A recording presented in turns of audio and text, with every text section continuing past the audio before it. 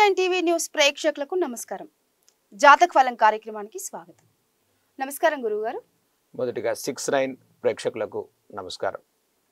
17 November 2024 ఆదివారం నుంచి 23/11/2024 శనివారం వరకు మనం ఈ వార ఫలాలు ఎలా ఉన్నాయో తెలుసుకుందాం.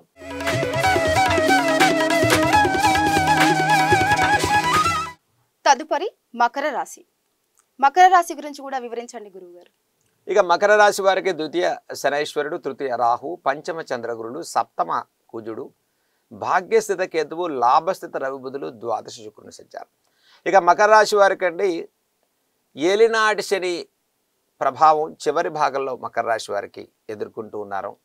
ప్రతి పనిలో కొంత ఆలస్యమైనప్పటికీ విజయాలు సాధించుకుంటారు. శ్రమకు తగ్గ ఫలితాలు పొందుతారు. తృతీయ రాహు సంచారం వల్ల మధ్యవర్తుల యొక్క మాటల వల్ల నష్టాలకు గురికాకండి.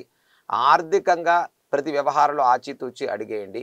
జీవితంలో నూతన కార్యాచరణకు ఈ వారం చాలా సానుకూల పరిస్థితులు ఉంటాయి. శ్రమకు తగ్గ ఫలితాలు పొందుతారు. వృత్తి వ్యాపారాలు చేసుకునే వారికి ప్రోత్సాహకరమైన వారంగా చెప్పుకోవచ్చు.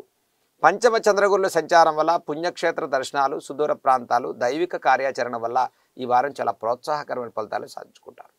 సరే గురువుగారు, మరి ఈ రాశి వాళ్ళు ఎలాంటి పరిహారం చేసుకోవచ్చు అంటారు?